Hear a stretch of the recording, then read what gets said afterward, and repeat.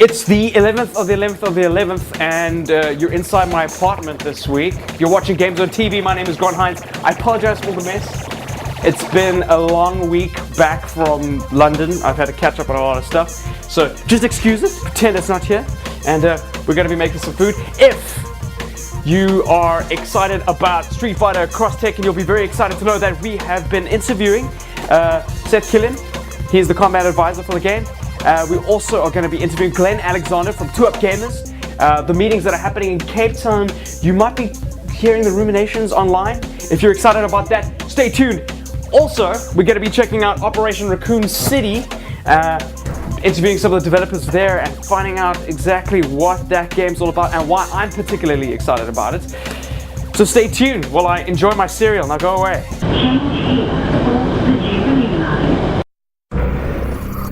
We need to cover our tracks. No one can know Umbrella was involved. Failure is not an option.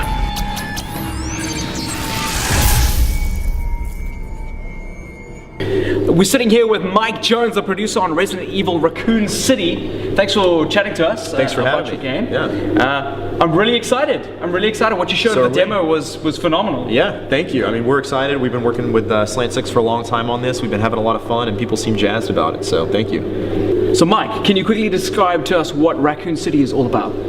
Raccoon City is all about taking, third-person action shooter gameplay and jamming it in the Resident Evil universe, right? And when you do that, a lot of cool stuff happens, right? We have infection mechanics, blood frenzy mechanics. We have what we call our three-corner conflict system, where it's Team A and Team B with guns fighting each other like any TPS, but you've got zombies, lickers, hunters, tyrants, just messing up the mix and kind of breaking all the conventions of normal TPS gameplay. So that's sort of the gameplay cell.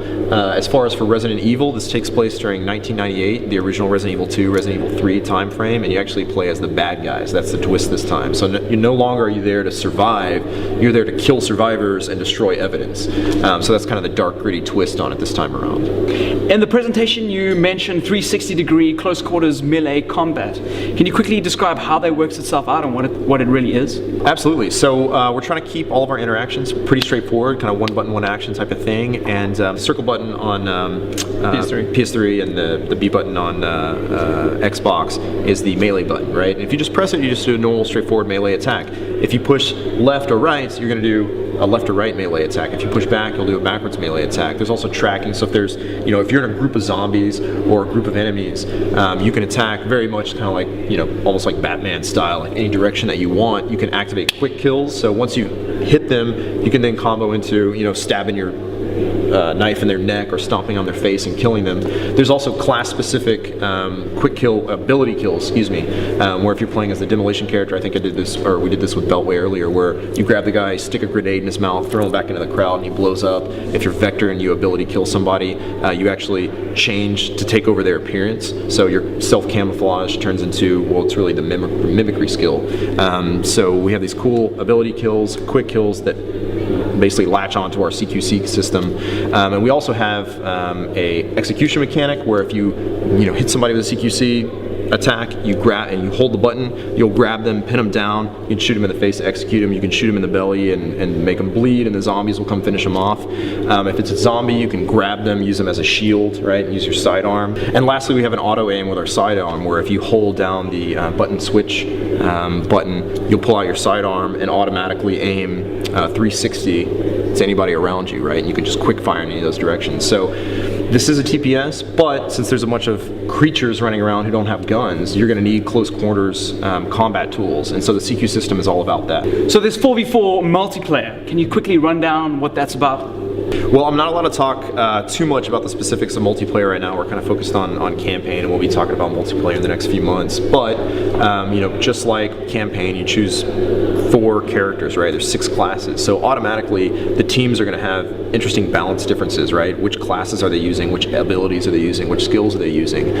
So that right there just adds an interesting dimension of TPS gameplay. Then depending on the mode that you're playing, depending on the map that you're playing in, different types of creatures are going to spawn, different types of situations and events are going to erupt, maybe a boss character might show up. So, that three-corner conflict system that I talked about it's not just a campaign thing. I mean, it is prevalent in multiplayer as well. And so people who enjoy TPS and like the controls of TPS, but are kind of sick of just shooting people and getting shot at, we think that we're going to offer something a little unique and say, hey, you've got guns, they've got guns, but now you got all this other crazy stuff going on. And not only are they just moving obstacles, but you can use zombies to your advantage. You can use lickers to your advantage, depending on the class that you are and depending on the abilities that you're using. I'm standing with Seth Killian from Capcom. He is the combat advisor on multiple titles in the Capcom range. Can you just quickly describe what that is for the viewers? Oh, I get to float around and say what's working, what's not, what's too strong, what's too weak, who needs to have bigger fists, smaller feet, faster, whatever it might be. What's it like working on a game that has such a long, rich history and culture? And how do you keep appeasing the fans? Well, for me, it's games like Street Fighter and Tekken have this history, but it's a history that I grew up in, so I've been playing my whole life. So for me, that's how I found my way to the company, and it's really an honor. And the thing that's bonded me to the game the most has been the other people that play the game and who make up that culture. So for me, it's very easy to just think about my friends and the kind of thing that they'd want to see, and trying to do right by sort of my childhood dreams for the franchise and the things that I know that everybody else that loves the game would love to see happen. So it's really an exciting opportunity, and we swing for the fences as much as we possibly can because there's so many people around the world who love the game in such a deep way, and from tattoos to music to cars to naming their children to the game, and just coming together in tournaments and playing one another and really bonding. So we try and respect that at every turn and support it with decisions in games that really respect the competitive community. Do you have any advice for aspirational developers or game designers?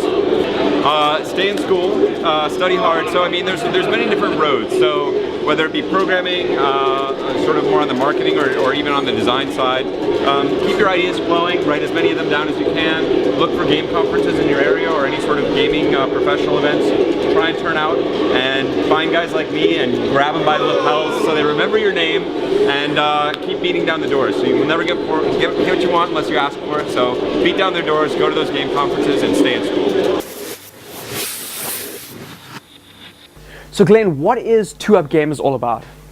Cape Town is getting or not being seen on the map. So what we've done, we've put 2UpGamers together to invite industry leaders from ISPs, retailers, distributors. Come down, invite them to Cape Town, come and talk to a bunch of hungry gamers, eat some food, have some takeaways, fast food, and then go into a 3-4 hour gaming session thereafter. So how often does 2UpGamers happen, and if you want to attend, how would one go about doing that? Alright, so 2UpGamers, it will happen monthly. It will be the very first Friday of each month. So you're looking around the 2nd, the 3rd, the 4th, whatever it is, whichever month.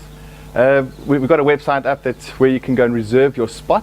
There is limited seating available. So yeah, look out for it on our Facebook page, follow the Twitter handle, look on the website. You'll be able to get there, reserve your spot, and be able to pull in for the next 2UpGamers gathering. If you're a gamer and you're not in Cape Town and you want to set this up in your own city, how would one go about doing that? Alright, so last week we had our first gathering, and all of a sudden we've got a lot of attention from the Johannesburgs, the Durbans, your coastal towns. So what 2UpGamers will be doing is spreading nationally. We're going to be putting out details up on our site, how we can get the community leaders in the different towns or cities to get involved, to be able to get 2UpGamers to spread to the local gaming community, because we've got a lot of hungry gamers out there. So yeah, watch out for details on our website, the Facebook page. We got some surprises in store for you guys, which will bring 2UpGamers to a town right near you.